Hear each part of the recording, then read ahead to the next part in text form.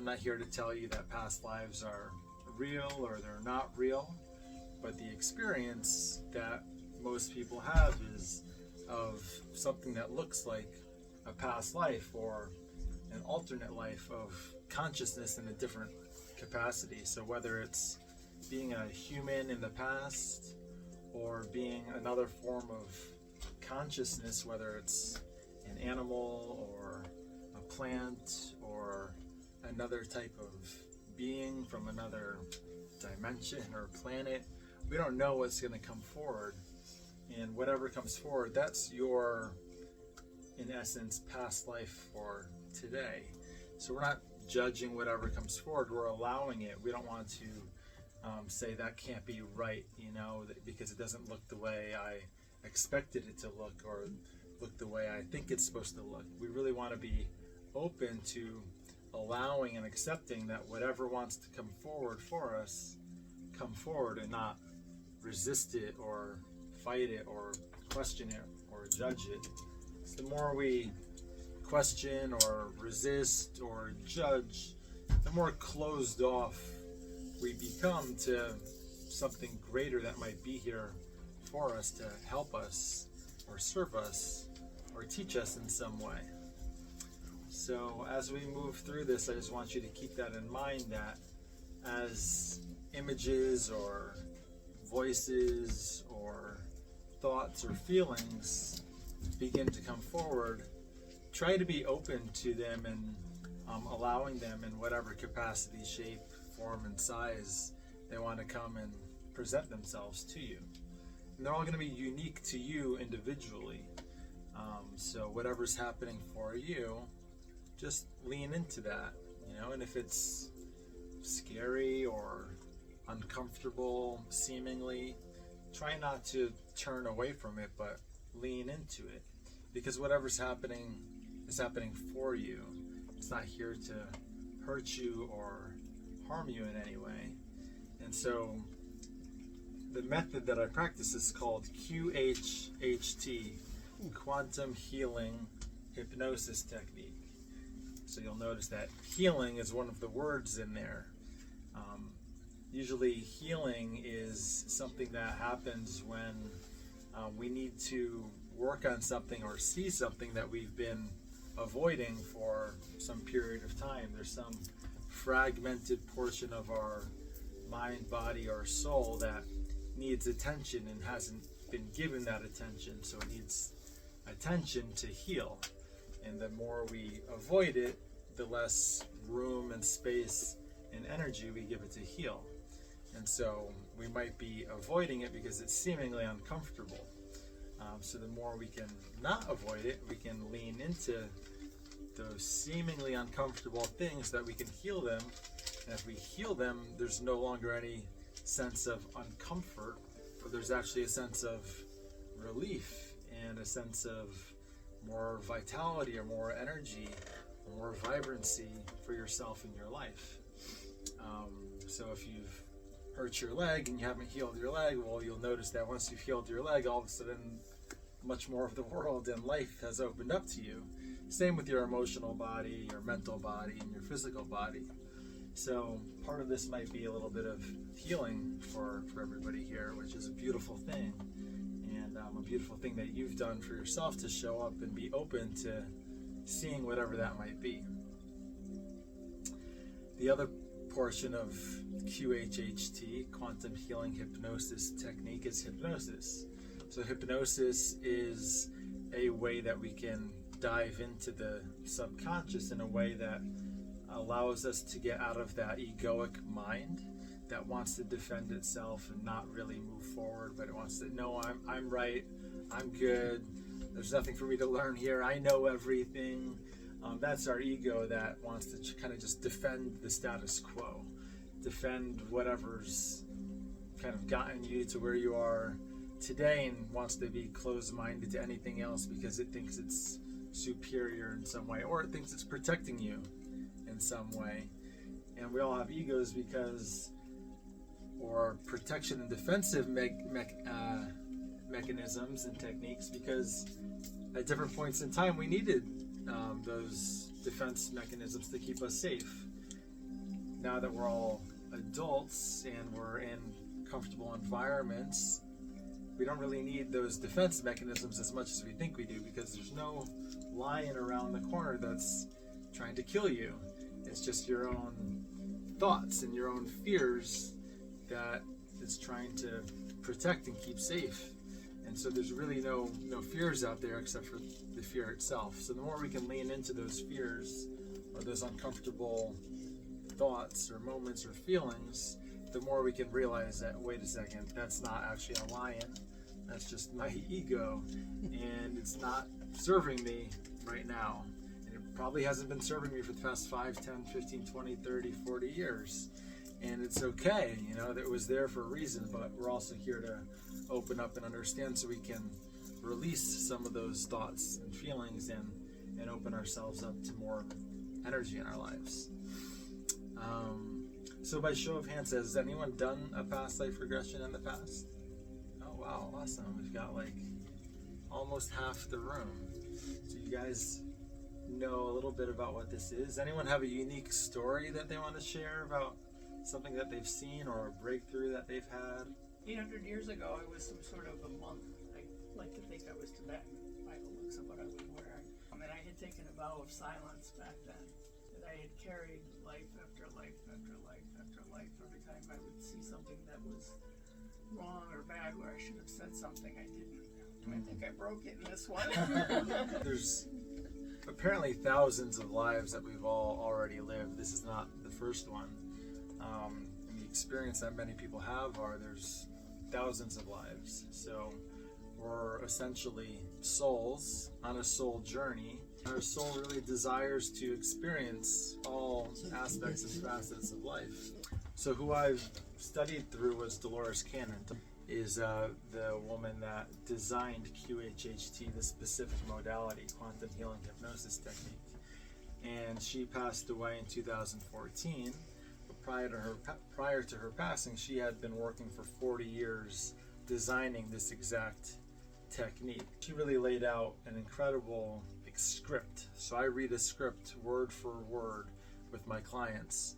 I don't stray away from it. She designed it to be as perfect as it could possibly be, that she kind of whittled away over her 40-year career to say, this is the fastest way to get a person from a waking state to a transhypnotic state to a past life. And through the exploration of a past life, we can see what the subconscious programs are, because you will fall out of your ego, which is your current state of being attached to your body, your personality, your name, and you'll fall into another kind of body name in the past.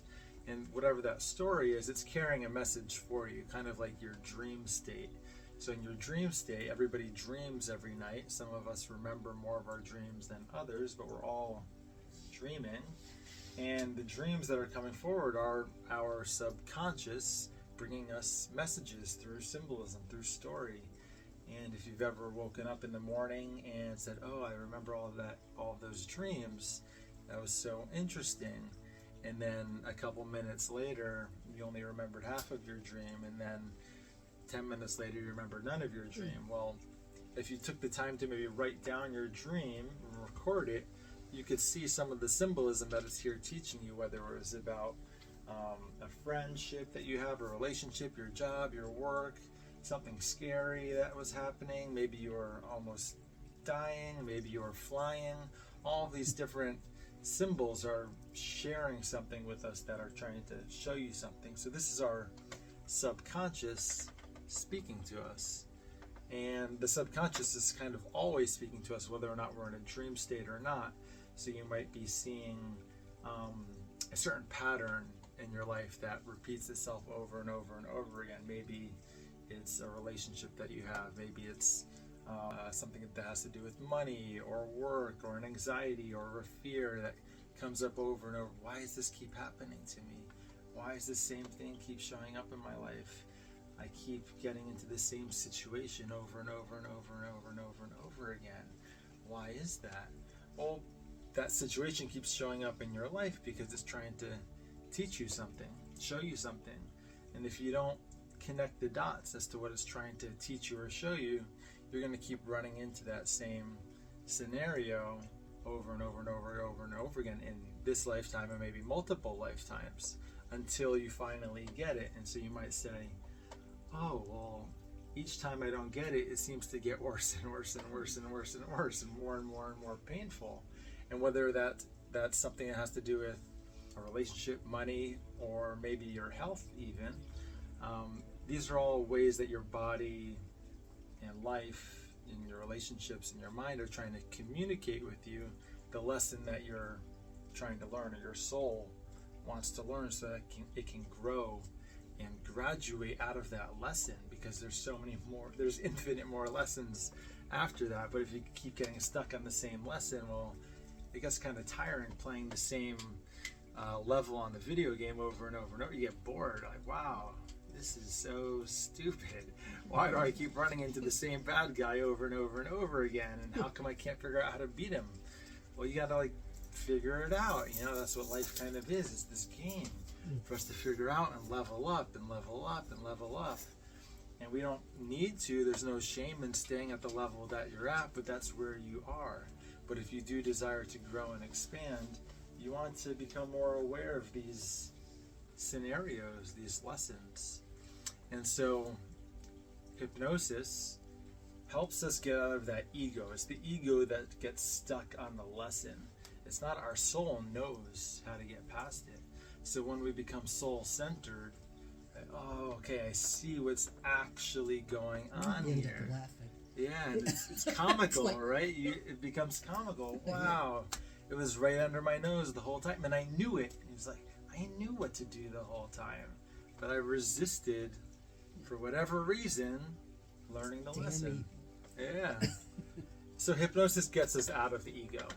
And another thing about it is that we travel through the entire lifetime of that past life, because I'll guide with my voice, asking questions and giving prompts that help you move forward and progress through that past life, whether it's real or not, it doesn't matter. And then you see yourself die.